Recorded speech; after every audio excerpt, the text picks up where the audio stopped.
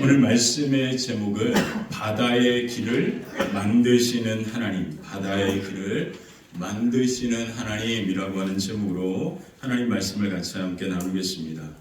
이스라엘 백성들이 430년의 애굽의 종되었던 곳에서 출애굽합니다. 그리고 하나님은 그들을 고아처럼 광야에 버려두지 않습니다. 하나님은 친히 그들과 함께 하셨죠. 낮에는 구름 기둥 그리고 밤에는 불 기둥으로 함께 하시면서 그들이 가야 할 길을 인도하셨습니다. 하나님은 그들을 하나님께서 아브라함과 이삭과 야곱에게 약속하신 그 땅으로 친히 그들을 인도하십니다. 이스라엘 백성들이 급히 애굽에서 나올 수 있었던 두 가지를, 아주 중요한 상황 두 가지를 모세는 출애굽기에 기록해 두고 있습니다. 이 말씀은 우리가 지나가면서 읽을 수 있는 말씀인데 엄청나게 중요한 의미가 있기 때문에 이 말씀을 같이 함께 잠깐 두 가지를 보고 오늘 말씀을 또 나누도록 하겠습니다. 모세가 출애굽하는 과정 속에 있을 때 두 가지 중요한 일이 일어난 것을 출애굽기의 12장에 기록해 두고 있는데요. 그 두 가지가 뭐냐면, 첫 번째, 하나님께서 이스라엘 백성들로 하여금 애굽 사람들에게 금은 패물을 요구해서 그것을 취하여 가지고 가라, 그렇게 말씀하셨고요. 또 한 가지는 우리는 출애굽했을 때 그들을 혈통으로 이스라엘 민족으로 그렇게 알고 이해하고 있는데, 성경의 모세는 그 출애굽했던 60만 가운데 수많은 잡족이라고 우리 한글 성경은 번역했어요. 또 다른 민족들이, 수많은 민족들이 그들과 같이 함께 출애굽했다라고 하는 사실을 언급하고 있습니다. 이것이 왜 우리에게 중요하냐면, 우리는 자꾸 이스라엘에 향하신 이 하나님의 축복을 지금 정말 그 아브라함의 혈통으로, 피로 그렇게 그 자손이 되었던 사람들에게 하신 축복으로 그렇게 이해하는 경우가 많은데 절대 아닙니다.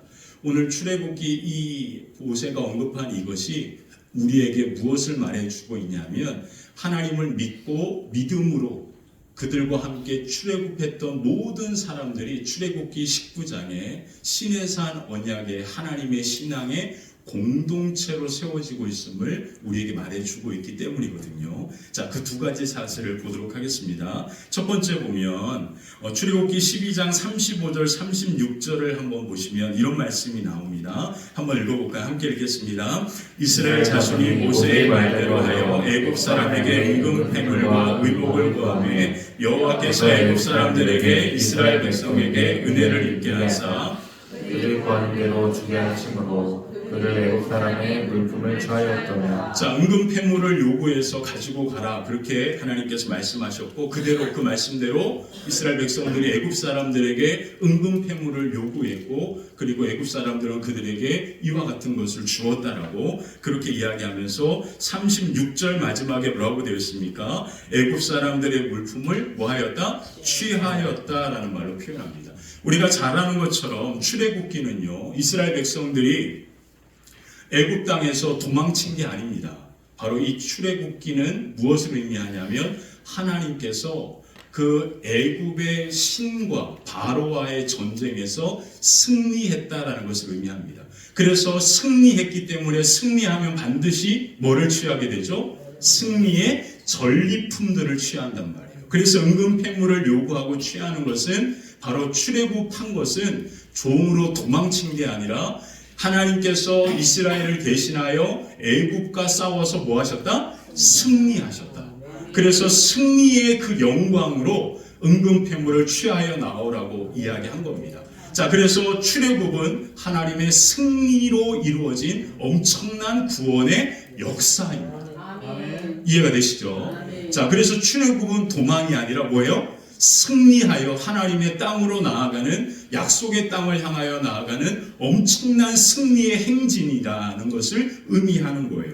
자, 이렇게 은금 패물을 취합니다. 근데 중요한 현상이 출애굽기에 나타납니다. 출애굽기 32장에 보면 이 은금 패물을 자기를 위하여 드렸을 때는 어떤 일이 벌어집니까? 그것을 가지고 금송아지를 만드는 우상 숭배에 쓰이게 되는 엄청난 일이 일어났죠. 근데 우리가 잘 아는 것처럼 출애굽기 34장에 보면 이 이스라엘 백성들이 자원하여 이것을 가지고 모세에게 가지고 와서 하나님 앞에 기쁨으로 드렸을 때 그 은금폐물이 무엇이 되냐면 하나님의 성막을 만드는 재료로 쓰입니다.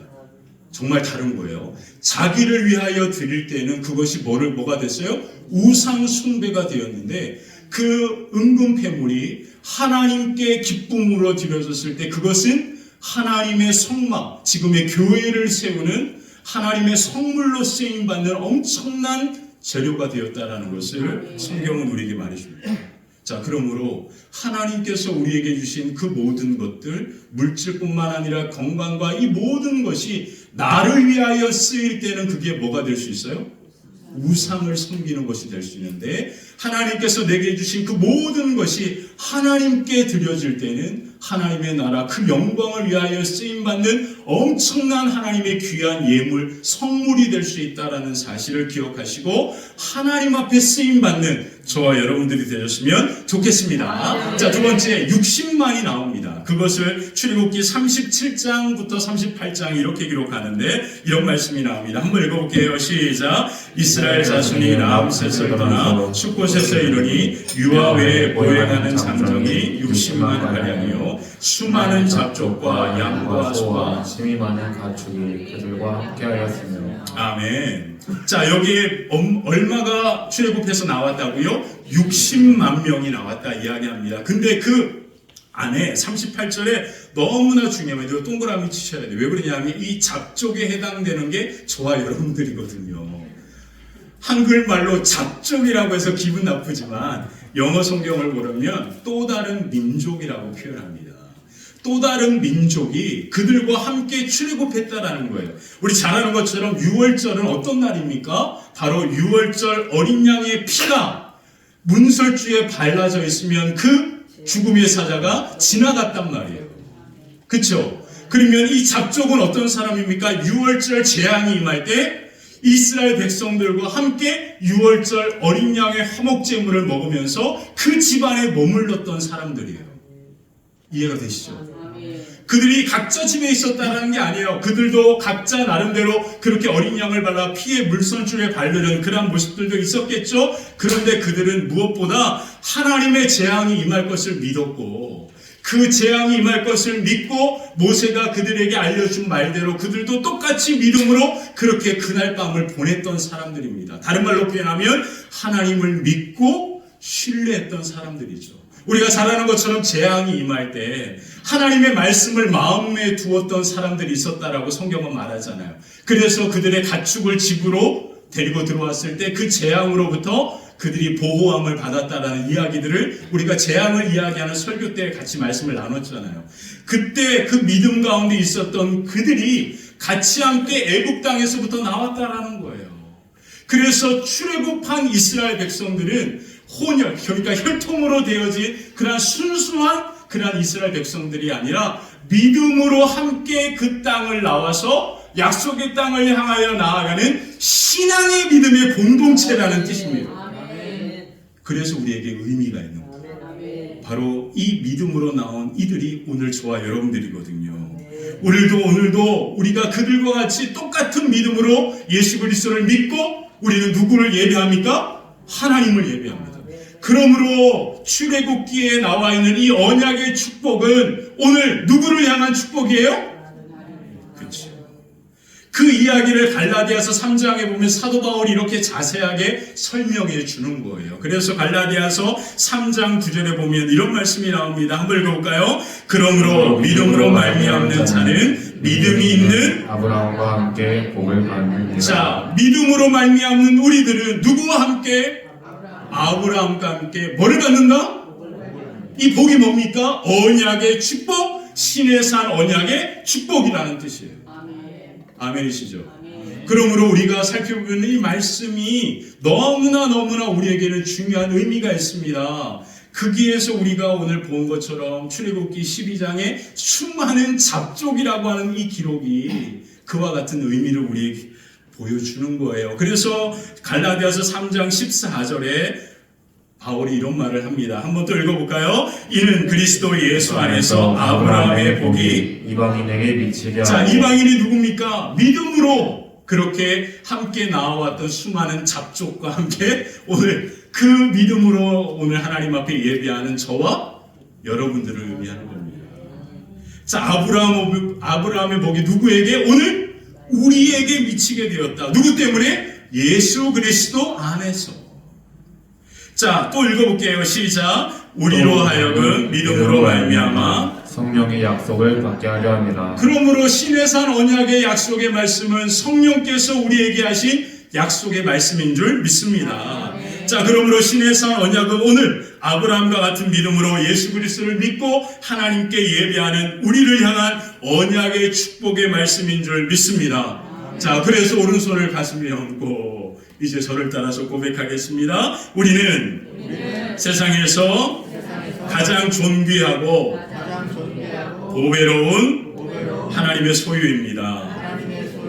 우리는 하나님의 제사장 나라, 거룩한 백성입니다. 우리 큰 소리로 아멘 하겠습니다. 아멘입니다. 자, 이렇게 하나님을 향한 믿음으로 출애굽하여 하나님의 인도하심을 따라 이스라엘 백성들이 비하히롯이라고 하는 곳에 홍해 앞에 장막을 치게 됩니다. 자, 이제 여러분들 설교를 들을 때 이스라엘 백성이라고 하는 이 말을 순수 혈통으로 이야기하는 그 지금 팔레스타인 유대 그 전쟁을 일으키는 그 사람들로 이해하면 절대 안 됩니다. 이스라엘 백성들은 누구예요? 하나님을 믿고 하나님을 예배하는 그 신앙의 공동체를 표현하는 말입니다. 이해되시죠? 이 이야기가 그래서 저기 멀리 있는 이스라엘 그 팔레스타인 지금 전쟁 막 레바논 지금 뉴스 보니까 10,000명이 죽었다라는 뉴스가 나오더라고요. 이게 뭐 하는 일입니까? 비극이에요, 비극. 그들을 향한 약속의 말씀이 아닙니다. 하나님을 믿고 예수 그리스도를 믿고 오늘 하나님 앞에 예배하고 이 나라 이 민족 열방을 살리는 저와 여러분들을 향한 하나님의 약속의 말씀인 줄 믿습니다. 그래서 그 말씀이 우리를 향한 말씀이라고 그렇게 항상 생각하면서 말씀을 들으셔야 합니다. 아셨죠? 자, 그렇게 이스라엘 백성들이 출애굽하여 하나님의 말씀대로 비하히롯이라고 하는 곳 홍해 앞에 장막을 치게 됩니다. 우리 혹시 지도 볼 수 있나요? 지도 한번 보여주시면 좋을 것 같아요. 자, 비하히롯이라고 하는 홍해를 마주대고 그렇게 장막을 치게 됩니다. 홍해를 마주보고 장막을 쳤다. 그것은 무슨 말입니까? 바로 앞에 뭐가 있다라는 거예요? 바다가 있다라는 뜻이잖아요. 자, 이것은 하나님께서 모세를 통하여 하신 말씀대로 그들이 한 겁니다. 출애굽기 14장 2절에 보니까 하나님이 모세에게 이렇게 말씀하셨어요. 한번 읽어볼까요? 이스라엘 자손에게 명령하여 돌이켜 바다와 믹돌 사이에 비하히로다 곧 바라에서 본 맞은편 바닷가에 장막을 치게 하라. 이것은 하나님께서 하신 말씀대로 한 겁니다.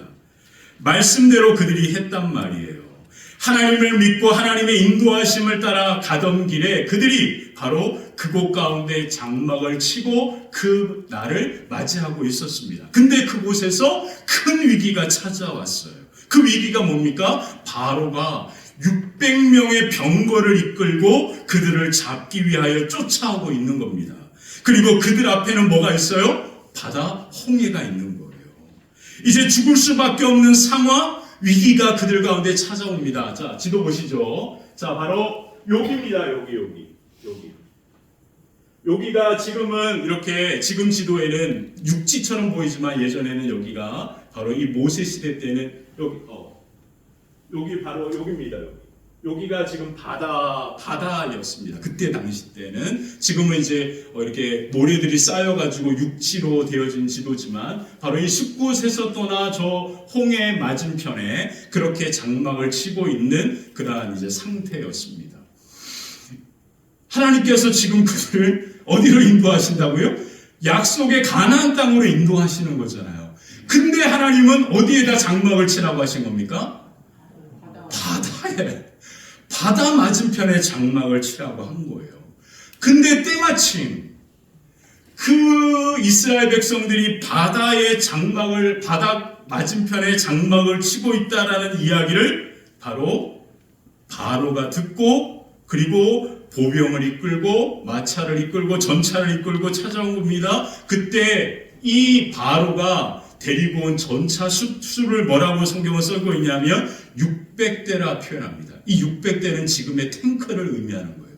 여러분, 지금 이스라엘이 레바논을 침공하지 않았습니까? 지금 레바논을 침공할 때 이스라엘이 지금 탱크 몇 대를 가지고 혹시 그곳에 진입한지 아세요? 126대입니다. 그러니까 지금 바로가 600대의 전차를 이끌고 지금 이스라엘 백성들을 향하여 오고 있다는 것은 엄청난 군대를 이끌고 지금 다가오고 있다는 뜻입니다. 전차가 그렇게 달려오고 있을 때 뭐가 일죠? 광야니까 먼지 바람이 일잖아요. 먼지 바람이 일면서 말소리와 그 마차가 가는 소리와 그리고 사람들의 소리가 온 하늘을 뒤덮고 있을 이때 정말 위기적인 상황이 찾아온 거잖아요. 뒤에 그렇게 쫓아오고 있단 말이에요. 60만 명이나 된다. 지금으로 말하면 한 200만 명이 그렇게 가고 있는데 장막을 치고 있는데 그렇게 먼지 바람이 일면서 오고 있는 것을 이스라엘 백성들이 바라보고 있는 거예요. 근데 그들이 돌아보면 뭐밖에 없어요. 앞에는 바다입니다. 엄청난 위기 상황이 초래되어 있는 상황 속에서 이스라엘 백성들이 울부짖으면서 모세에게 그렇게 부르짖고 있습니다.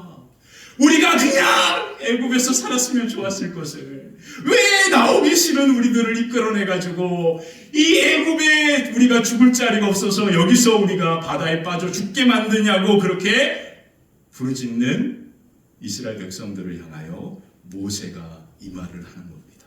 한번 13절 14절 읽어볼게요. 시작. 모세가 백성에게 이르되 너희는 두려워하지 말고 가만히 서서 여호와께서 오늘 너희를 위하여 행하시는 구원을 보라. 너희가 오늘 본 애국 사람을 영원히 다시 보지 아니하리라. 여호와께서 너희를 위하여 싸우시리니 너희는 가만히 있을지니라.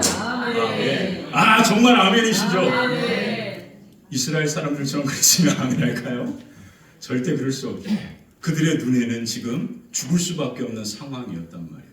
근데 지금 이와 같은 상황이 왜 이렇게 임하게 되었습니까? 그들이 하나님께서 인도하시는 대로 그렇게 그곳에 온 것뿐입니다. 하나님을 믿고 하나님의 말씀대로 바닷가에 장막을 친 거예요. 지금 이스라엘 백성들은 하나님 앞에 어떤 잘못도 한 게 없습니다. 하나님을 믿었고 출애굽했고 그리고 하나님이 인도하신 대로 그 바닷가 앞에서 장막을 치고 그렇게 하나님의 인도하심을 따라 순종하면서 그렇게 길을 걷고 있는 그들에게 지금 뭐가 찾아온 거예요? 위기가 찾아온 거예요. 이게 우리의 삶입니다. 우리가 살아가는 인생은요, 위기가 없고 순탄하고 평탄한 게 절대 아니에요. 우리의 인생에는요, 하나님을 믿고 하나님의 말씀에 인도하심을 따라 그렇게 순종하면서 열심히 그렇게 한 걸음 한 걸음 그렇게 나아가도 언제나 우리의 삶에는 뭐가 찾아올 수 있는 거예요? 위기가 찾아올 수 있는 거예요. 이것이 오늘 말씀의 핵심입니다. 그래서 강단에서 목회자가 여러분들의 인생에는 축복이 있고 엄청난 대로가 쫙 열려 있습니다라고만 말하는 것은 한쪽만 말하는 거예요. 우리의 인생은 결코 그렇지 않다라는 것을 우리가 잘 알고 있잖아요. 우리가 건강하게 우리의 삶을 돌보고 그렇게 교회와 하나님의 사명을 따라 순종하며 그렇게 나아가도 언제나 우리의 삶에는 뭐가 찾아오기 마련이에요? 위기가 찾아오기 마련이다라는 거예요. 그래서 오늘 성경은 우리에게 무엇을 말합니까?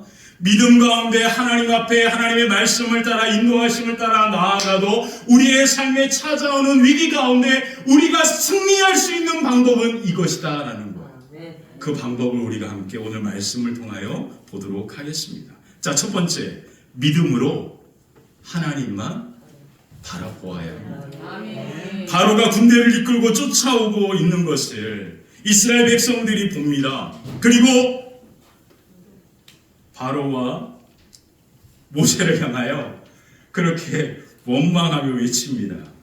자, 그 외치는 말을 한번 보도록 할게요. 죄송합니다. 우리 교회가 너무 커가지고 조금만 막 이렇게 하면 막 그냥 집중이 다 이렇게 막 제가 흔들려가지고 죄송합니다. 자, 바로가 군대를 이끌고 쫓아오는 것을 하나님은 이미 다 알고 계셨습니다. 그래서 미리 모세에게 이스라엘 백성들에게 말씀을 하셨어요. 자, 3절 4절에 보니까 이렇게 그 상황을 미리 설명합니다. 3절 4절 같이 한번 읽어보겠습니다. 바로가 이스라엘 자손에게 대하여 말하기를 그들이 그 땅에서 멀리 떠나 광야에 갇힌 바 되었다 하리라. 내가 바로의 마음을 완악하게 한즉 바로가 그들의 길을 따르리니 내가 그와 그의 온 군대로 말미암아 영광을 얻어 애국 사람들이 나를 여호와인 줄 알게 하리라 하시매 우리가 그대로 행하니라. 자, 우리는 하나님께서 모세를 통하여 하신 이 말씀을 믿고 하나님의 인도하심을 따라 하나님이 알아서 하시겠지. 그리고 믿음의 걸음을 걷는 겁니다. 그리고 바닷가에 장막을 친 거예요. 이해되시죠? 이미 하나님은 이 모든 상황에 대하여 모세를 통하여 이스라엘 백성들에게 말씀하십니다. 바로가 완악한 마음으로 결국 가지 말아야 할 길을 걸어가고 있는 거예요. 마치 하나님께서 바로의 마음을 완악해서 무서운 심판 앞에 그를 이끈다라고 생각할 수 있는데 우리는 기억해야 합니다. 우리의 모든 행동은 우리가 선택한 겁니다. 하나님께서 우리를 심판하시는데 하나님의 심판은 뭐냐면 내가 선택하여 행동한 것에 대한 심판입니다.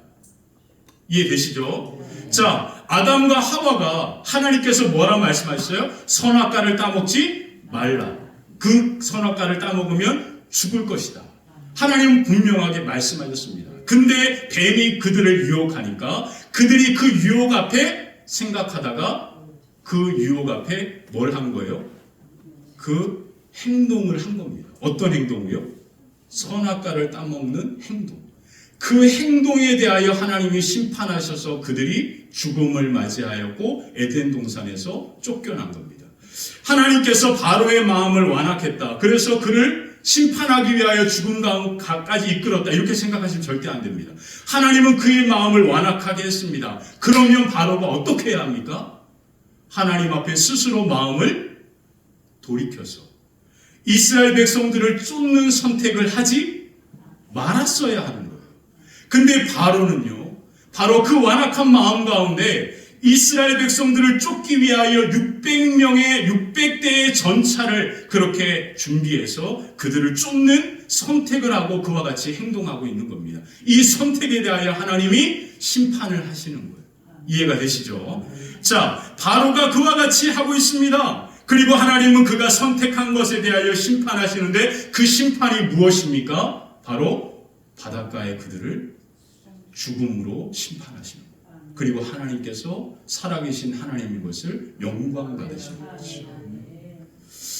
여기서 우리는 바로가 같이 함께 잠겼을까 다양한 그런 의견들이 있는데 제 생각에는 바로가 살아있는 신이다라고 그렇게 애굽 사람들이 여겼기 때문에 그가 바다에 빠져서 심판받음으로 말미암아 하나님이 영광 받으신다. 다른 말로 표현하면 하나님만이 살아계시는 유일하신 하나님이다라고 하는 그 의미이기 때문에 제 생각에는 바로도 군대와 함께 그 홍해 바다에 죽음의 심판을 받았을 것이다 라고 저는 생각합니다. 성경에는 그 말은 나오지 않아요. 자, 어떻게 됐든 그러므로 우리가 선택한 것에 대하여 하나님 앞에 절대 우리는 핑계를 댈 수 없습니다. 이해되시죠? 자, 그렇기 때문에 하나님의 심판은 무서운 거예요. 여러분들은 우리가 건강도요, 내 삶에 내 스스로가 불필요한 것을 먹고 먹지 말아야 할 것을 먹고 그와 같은 수많은 선택의 결과로 쌓여서 우리의 몸에 병이 드는 거잖아요. 근데 우리는 자꾸 하나님께서 내게 병을 주셨다라는 이런 관점으로 해석하는 경우가 많습니다. 이와 같은 수많은 것들을 우리가 진지하게 우리의 삶을 돌아볼 필요가 있는 거예요. 그래서 우리의 삶에 고난이 찾아오고 여와 같은 어려움이 찾아올 때 가장 먼저 내가 하나님 앞에 온전히 서 있었나라는 것을 생각해 보면서 나를 돌아보는 시간이 필요합니다. 그리고 하나님 앞에 회개하면서 내 삶과 가정을 하나님의 손으로 회복시키시고 세우시기를 기도하면서 그렇게 나아가는 태도가 필요한 거죠. 자, 그러므로 하나님께서 이 모든 상황을 통하여 영광 받으시겠다라고 말씀하십니다. 그 말은 무슨 말입니까? 이 모든 상황을 누가 주관하신다라는 거예요? 하나님의 손이 주관하고 있다라는 뜻입니다. 그래서 하나님의 모든 상황을 주관하심을 믿고 하나님의 인도하심을 따라 이스라엘 백성들이 홍해 앞에 장막을 친 거예요. 그리고 하나님께서 미리 말씀하신 대로 바로가 군대를 이끌고 가까이 다가오고 있는 것입니다. 근데 문제는 이스라엘 백성들이 그 먼지 바람을 일으키며 다가오는 그 군대를 바라보는 순간 그 마음이 두려움으로 사로잡히게 되었다라는 거예요. 자, 그 이야기가 오늘 성경에 나옵니다. 10절을 한번 읽어볼게요. 10절 한번 보시면 이런 말씀이 나옵니다. 한번 볼게요. 바로가 가까이 올 때 이스라엘 자손이 눈을 들어 본즉 애굽 사람들이 자기들에게 이르니라. 이스라엘 자손이 심히 두려워하며 여호와께 부르짖고. 자, 하나님께서 말씀하신 대로 그대로 진행되고 있는 거잖아요. 근데 지금 성경은 뭐라고 말합니까? 바로가 가까이 올 때 이스라엘 자손들이 눈을 들어서 뭘 봤다고요? 애국 군대를 봤다라고 이야기하잖아요. 중요한 성경 표현입니다. 그렇게 이스라엘 백성들이 그 군대를 바라보는 순간 그 다음에 뭐라고 기록합니까? 이스라엘 자손들이 어떻게 되었다? 심히 두려워하였다. 그리고 하나님 앞에 원망하며 소리치는 겁니다. 이스라엘 백성들이 뭘 봤다고요? 애굽의 군대를 봤다. 이스라엘 백성들이 바로의 군대를 눈으로 직접 보는 순간 엄청난 두려움이 그 마음을 사로잡은 거예요. 그래서 그 두려움 가운데 이스라엘 백성들이 하나님 앞에 울며 이렇게 얘기합니다. 11절 12절 한번 읽어볼까요? 함께 읽겠습니다. 시작. 그들이 또 모세에게 이르되 애굽에 매장지가 없어서 당신이 우리를 이끌어내어 이 광야에서 죽게 하느냐? 어찌하여 당신이 우리를 애굽에서 이끌어내어 우리에게 이같이 하느냐? 우리가 애굽에서 당신에게 이른 말이 이것이 아니냐 이르기를 우리를 내버려두라. 우리가 애굽 사람을 속일 것이라 하지 아니하더냐? 애굽 사람을 속이는 것이 광야에서 죽는 것보다 낫겠노라. 약속의 땅을 어디가 버리고 뭐라고 이야기합니까? 그냥 애굽으로 돌아갈래. 지금 그러는 거잖아요. 여기서 이 바다에서 광야에서 우리 자녀들과 죽는 것보다 그냥 차라리 다시 애굽으로 돌아가는 게 낫겠다. 우리의 인생에 찾아오는 고난이 어려운 이유가 바로 이것입니다. 우리의 삶에 위기가 찾아오면요, 그 위기를 보는 순간 우리의 마음이 심히 두려움으로 가득 채워지게 됩니다. 그래서 갈 길을 잊어버리는 거예요. 하나님도 보이지 않는 거예요. 그리고 그냥 차라리 그냥 이대로 죽는 게 낫겠어. 뭐 천국이고 뭐고 다 필요 없어. 무슨 부자가 돼. 그냥 이대로 그냥 살다 그냥 이게 이렇게 되는 거예요. 하나님이 어디 있어? 이게 위기가 우리를 힘들게 하는 그런 이유입니다. 자, 그렇다면 우리가 무엇을 바라보아야 할까요? 정말 중요한 문제입니다. 사랑하는 성도 여러분, 우리는 참 우리의 마음과 생각은 연약합니다. 그래서 우리의 눈에 보이는 것이 우리의 마음과 우리의 생각을 지배합니다. 그래서요, 핸드폰 많이 보는 거, 뉴스 많이 보는 거 좋지 않습니다. 뉴스는요, 다 자극적이고 안 좋은 이야기들의 소식이잖아요. 그러면 하루 종일 YTN, 연합뉴스 이런 거 틀어놓고 있으면 하루 종일 보는 게 다 그런 거예요. 그러니까 그것이 내 마음과 생각을 지배하는 겁니다. 굳이 그럴 필요가 없단 말이에요. 왜 그거에 지배를 당하면서 그렇게 이스라엘 백성들이 우리에게 보여줘. 그래서 아이들에게 유튜브 보게 하고 쇼폰 보게 하고 하는 게 왜 위험하냐면 그 보는 게 아이들을 지배하거든요. 그래서 자꾸 통제하게 하는 겁니다. 그래서 여러분들이 자녀들을 그렇게 제가 지난번에 말씀드렸잖아요. 아이들이 쇼폰 보는 게 우리 아이들에게 소주 한 병 주는 것과 같다고 그런 도파민 자극이 있는 거예요. 그래서 예배 때 우리 아이들이 예배 재미없어 이러면 그 아이는 도파민에 이미 중독된 겁니다.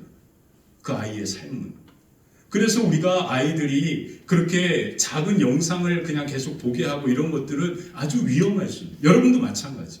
여러분들이 눈으로 보는 것이 여러분들의 생각과 마음을 지배할 수 있다는 게 성경에도 그대로 나오잖아요. 이스라엘 백성들이 우리에게 보여주는 게 그거잖아요. 그렇게 이스라엘 백성들이 눈으로 그 광경을 하나님의 말씀대로 그대로 이루어지고 있는 거잖아요. 말씀하지 않은 게 아니에요. 말씀하셨고 그렇게 해서 믿고 그렇게 했는데 그 일이 진짜로 일어나니까 그것을 보니까 이스라엘 마음 가운데 뭐가 찾아온 거예요? 신이 엄청난 두려움이 찾아왔다. 그러니까 갈 길을 잃어버리는 거예요. 하나님은 온데간데 없는 거예요. 어디로 가야 할지를 방향을 잃어버리니까 눈에는 뭐만 보이는 거예요? 그 바로의 군대만 보여요. 이제 죽었구나라고 하는 것만 생각하는 거예요. 아무것도 보이지 않고 캄캄한 어두운 가운데 사로잡히고 있는 겁니다. 그렇게 답답하여 어찌할 수 없는 그런 상황 가운데 울부짖는 이스라엘 백성들을 향하여 모세가 이 말을 한 겁니다. 13절 같이 한번 크게 읽어볼게요. 시작. 모세가 백성을 향하여 이르되 너희는 두려워하지 말고 가만히 서서 여호와께서 오늘 너희를 위하여 행하시는 구원을 뭐하라? 보라. 너희가 볼 거야. 하나님의 뭐를? 구원하시는. 그리고 저 너희의 마음을 두렵게 하는 애굽 사람들은 너희가 영원히 다시금 보지 않게 될 거다. 기가 막히잖아요. 만약에 바로의 군대, 애굽의 군대가 홍해에서 수상되지 않았다면 반드시 그들은 이스라엘 백성들이 가나안 땅을 차지했을 때 그 땅을 다시금 침략할 겁니다. 그래서 하나님은 그들에게 뭐라 말씀하십니까? 내가 그들을 이곳에 심판함으로 말미암아 영원히 너희들은 그들을 다시금 보지 않게 될 거야. 기가 막힌 말씀이죠. 모세가 이스라엘 백성들을 향하여 뭐라 말씀하십니까? 너희를 구원하시는 누구를 보라? 하나님을 보라. 너희를 두려워하는 그 두려움의 바로의 군대 환경을 보지 말고 너희를 구원하시는 누구를 바라보라? 사랑하는 성도 여러분, 너무 중요합니다. 사랑하는 성도 여러분, 여러분들은 지금 무엇을 보고 계십니까? 우리가 예배하며 예배하는 것은, 예배하러 온 것은 우리가 믿음으로 누구를 보기 위하여 온 겁니까? 우리를 구원하시는 하나님을 보기 위하여. 이 하나님을 볼 때 이 놀라운 하나님의 역사가 저와 여러분들의 구원의 은혜의 역사로 임하게 될 줄 믿습니다. 그래서 이사야 41장에 뭐라 이야기합니까? 두려워하지 말아라. 내가 너와 함께 할 것이다. 나는 내 하나님이 될 것이고 내가 너를 굳세게 할 것이고 참으로 내가 너를 도와줄 것이고 참으로 나의 의로운 오른손으로 너를 붙들 것이다. 그러므로 우리는 믿음으로 누구를 바라보아야 합니까? 하나님만을 바라봅니다. 믿음으로 하나님을 바라볼 때 하나님의 구원의 놀라운 승리의 역사가 저와 여러분들의 걸음 위에 가득하게 될 줄 믿습니다. 자, 두 번째, 오직 하나님 앞에 머물러 있어야 합니다. 모세는 두려움에 사로잡혀 있었던 이스라엘 백성들에게 바로의 군대를 바라보지 말고 우리를 구원하시고 인도하시는 누구만을 바라보자? 하나님만을 바라보자. 그렇게 이야기했습니다. 자, 사랑하는 성도 여러분, 오늘 우리가 이 하나님을 바라본다라고 하는 이 말씀을 여러분들 들을 때 뭘 바라보라는 거야? 이런 생각하시는 분 계십니까?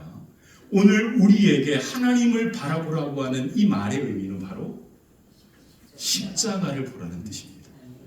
자, 모세가요, 너희를 구원하는 하나님을 바라보라고 했을 때 우리가 지난주에 말씀을 통하여 살펴봤지만 이스라엘 백성들이 출애굽했을 때 나타났던 가장 중요한 현상은 뭐라고요? 낮에는 구름 기둥, 밤에는 불 기둥이 그들 가운데 함께 하셨다.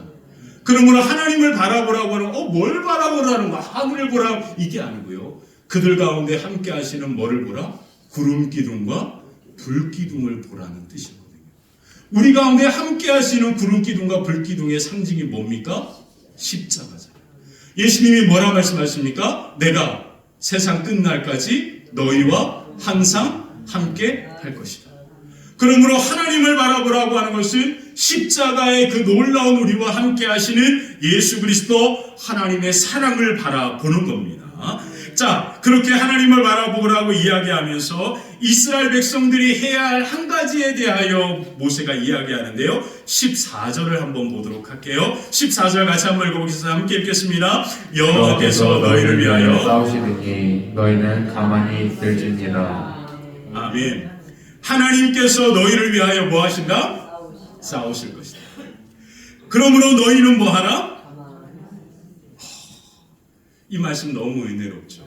이 말씀을 영어 성경으로 보면 너희에게 필요한 것은 단 한 가지. 하나님 앞에 머물러 서 있는 것이다. 중요합니다. 모세는 두려움 가운데 있었던 이스라엘 백성들에게 하나님께서 우리를 위하여 친히 싸울 것이다 라고 말씀합니다. 그리고 그들이 해야 할 것이 오직 단 한 가지가 있는데 그것은 하나님 앞에 머물러 서 있는 것이다. 그렇게 말합니다. 모세가 하나님 앞에 머물러 서 있다라고 있는 것이라고 하는 이 말의 의미가 뭘까요? 바로의 군대가 사막에 먼지바람을 일으키면서 무서운 기세로 모두 죽일 것처럼 달려오고 있습니다. 그리고 그들 앞에는 길이 없는 바다입니다. 이제 그들에게 남은 것은 바로의 군대에 잡혀서 죽든지 바다에 빠져서 죽든지 아니면 다시 그들에게 끌려가서 애굽의 종으로 평생 그렇게 살든지 조금의 희망도 소망도 없는 그렇게 그냥 죽을 수밖에 없는 그러한 상황이었습니다. 오직 하나님 앞에 머물러 서 있어요. 이 말이 뭐예요 도대체? 이 말이 의미하는 것은 뭐냐면 오직 하나님만이 우리를 구원하시고 바다 위에 길을 만드시는 분이라는 뜻이에요. 바다에 길이 있나요? 없습니다. 근데 하나님은 그 바다에 뭐를 만드시는 분? 길을 만드시는. 하나님께서 바다에 길을 만드신다. 이것을 믿으십니까, 여러분? 여러분, 인생이 망망한 바다 같지 않습니까? 어디로 가야 할지 조금도 보이지 않는 가운데 있잖아요. 근데 우리 하나님은 어떤 분이시라고요? 그 바다에 길을 만드시는 분이다. 그러므로 우리가 해야 할 것은 무엇입니까? 결코 어떤 것도 포기하지 말고 바다의 길을 만드신 하나님 앞에 뭐 하는 거예요? 머물러 쓰는 것밖에 없어요. 그래서 하나님 앞에 머물러 쓴다라고 하는 것은 무엇을 의미하냐면 하나님께서 바다에 길을 만드시는 하나님인 것을 믿고 그분 앞에 쓰는 것을 이야기하는 겁니다. 이것을 요한복음 15장에 보면 포도나무 비유에서 예수님이 이렇게 이야기합니다. 나는 포도나무고 너희는 가지야. 그래서 그가 내 안에 내가 그 안에 거하면 사람이 열매를 많이 맺는데 나를 떠나서는 너희가 아무것도 할 수 없다. 그러므로 가지는 포도나무 대신 예수님께 뭐 하는 거예요? 붙어 있는 거예요. 붙어 있는 거예요. 그러므로 오늘 우리가 해야 할 것은 뭐밖에 없습니까? 바다에 길을 만드시는 하나님 앞에 뭐 하는 거예요? 머물러 서 있는 것밖에 없는 겁니다. 이게 바로 우리가 해야 될 유일한 것이에요. 여러분, 처칠이라고 하는 분 아시죠? 영국의 수상이었는데 이분은 왜 유명하냐면 바로 영국이 그리고 전 세계가 가장 위기 가운데 있을 때 세계 2차 대전 때 그때 전쟁 내각을 이끌었던 총리로 유명합니다.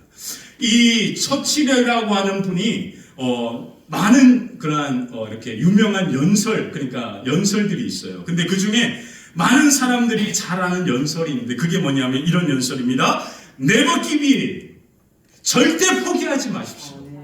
Never give in. 절대 포기하지 마십시오. 그러면서 never, never, never, never 라고 하고 연설하고 내려왔어요. 이 연설이 너무나 유명한 거예요.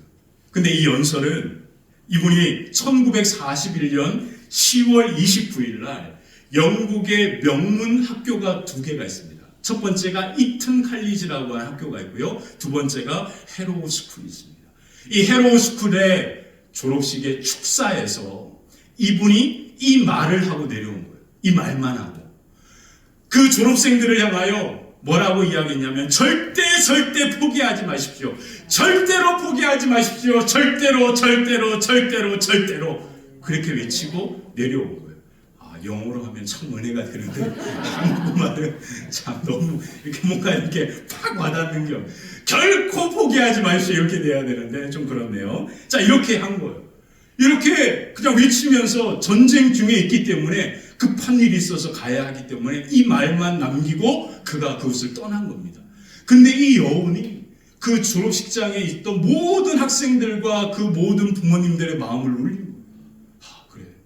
전쟁 중에 있는 지금 상황 가운데 우리가 절대로 포기하지 말아야지 라고 하는 그 마음의 깊은 감동을 주고 큰 함성이 오랫동안 울려 퍼졌다라고 하는 연설로 유명합니다.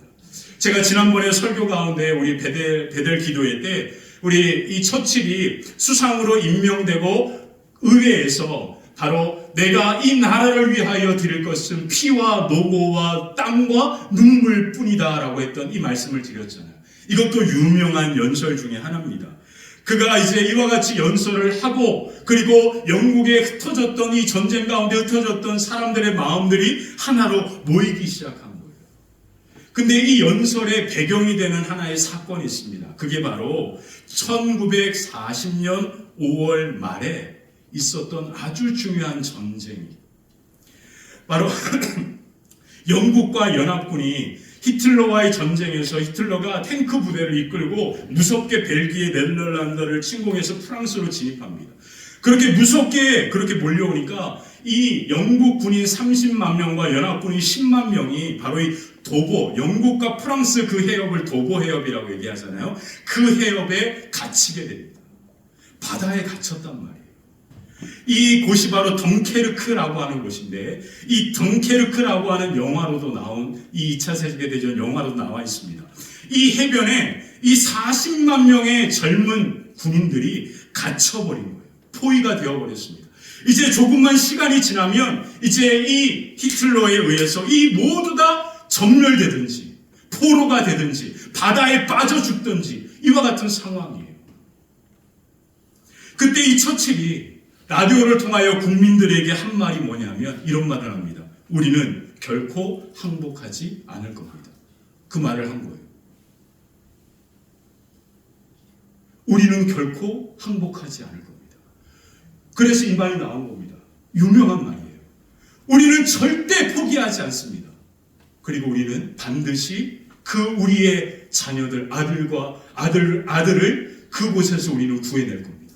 이 라디오 연설을 듣고 영국에 있는 모든 배들이 다 그 도보 해협을 건넙니다. 그리고 그 갇혀있던 30만 명, 40만 명이 되는 군인들을 그 작은 배들을 통해서 다 이끌어내는 거예요. 역사적인 사건입니다. 이제 그들은 죽을 날만 기다리면서 두려움 가운데 있었을 때 바로 도보 해협 건너편에서 요트부터에서 작은 통통배들 그 수많은 배들이 몰려오는 거예요. 그리고 그 해안에 정박하면서 그 갇혀있던 젊은 군인들을 다 그 배에 실습니다. 무려 33만 명을 구해낸 거예요. 영국 전역에 있는 모든 배들이 다 동원되었단 말이에요. 이 말, 우리는 결코 뭐 하지 않는다? 포기하지 않는다. 이 말 한마디 듣고 그렇게 영국에 있는 수많은 사람들이 그렇게 배들을 가지고 그 젊은이들을 구해냈습니다. 이 말을 가리켜서 덩케르크 스피릿이라는 말이라고. 어떠한 상황과 환경 속에 있을 때에도 결코 포기하지 않는 것. 이 정신이 나왔단 말이에요. 이 정신이 전쟁 가운데 어떻게 이루어졌냐면 이렇게 이루어졌습니다. 한번 제가 사진을 보여드리겠는데요. 이 사진은 너무 유명한 사진입니다. 2차 세계대전 가운데 있을 때 그때 이 정신을 가지고 그렇게 영국 사람들이 무장이 됐을 때요. 그들 가운데 어떤 일이 일어났냐면 전쟁으로 런던이 초토화되었습니다. 근데 지금 이 첫 번째 사진이 뭐냐면 우유 배달부가 우유 배달부 가운을 하얀 가운을 입고 손에 뭐를 든 거예요? 우유병을 들고 자기가 해야 할 일을 감당하면서 그렇게 나아갑니다. 자, 또 왼쪽에 한 여성이 전쟁으로 포화가 된 서점 앞에서 지금 뭐 하고 있죠? 그리고 이 밑에는 뭐가 있습니까? 전쟁으로 포화된 상점이 문을 닫고 도망간 게 아니라 그 문을 열고 사람들에게 물건을 팔고 그렇게 장사를 하고 있습니다. 이게 뭘까요? 이게 바로 덩케르크 스피릿이라는 뜻이에요. 전쟁으로 우리의 삶의 모든 것이 다 무너지고 초토화되어도 우리는 여전히 일상의 삶의 걸음을 살아갑니다. 그렇게 그들이 바로 독일 군들이 달이 뜰 때만 폭격을 했대요. 그래서 달이 뜨는 보름달만 되면 이제 독일 군들이 폭격하겠구나라는 것을 알고 그 지붕 위에서 만원경으로 그 파수꾼이 병사가 독일군의 비행기가 오는지를 지켜보면서 알려줍니다. 그러면 사이렌이 울려요. 그러면 영국 사람들은 늘 일상처럼 그들 집 근처에 있는 지하철 그 승강장으로 내려갑니다.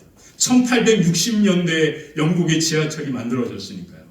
그렇게 지하철 그 3호에 그들이 내려가서 그 폭격을 피하고 그리고 그렇게 그곳에 머무르다가 그곳에서 아침이 되면 자기들의 직장과 삶으로 출근을 하는 거예요. 이게 영국입니다. 근데 이 놀라운 이와 같은 엄청난 모습을 일으켰던 한 사람이 바로 처칠이에요. 그래서 유명한 겁니다. 그가 한 말, 우리는 결코 항복하지 않습니다. 우리는 결코 포기하지 않습니다. 그 말이 바로 모세가 한 말이에요. 여호와께서 우리를 위하여 싸우십니다. 그러므로 우리는 하나님 앞에 그냥 가만히 서 있습니다. 얼마나 무서웠을까요? 여전히 바로의 군대가 찾아오고 있고 바다에는 길이 보이지 않고. 그러므로 이 말씀은 오늘 우리에게 중요한 의미가 있습니다. 바로 이 말씀은 하나님께서 어떤 분이시라고요? 바다에 길을 만드시는. 우리의 인생의 삶이 여러 가지 위기와 환경 속에서 아무것도 보이지 않는 답답하고 두려움 가운데 있다면 우리의 믿음의 눈을 열어 하나님의 영광을 보길 원합니다. 그리고 우리가 그분 앞에 해야 할 것은 단 하나, 하나님 앞에 머물러 서 있는 겁니다.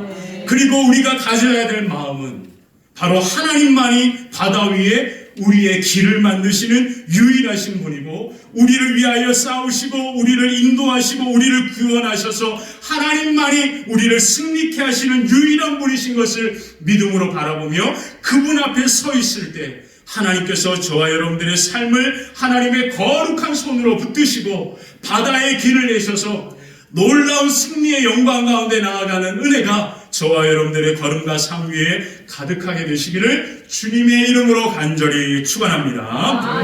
우리 함께 찬양하면서 기도하겠습니다.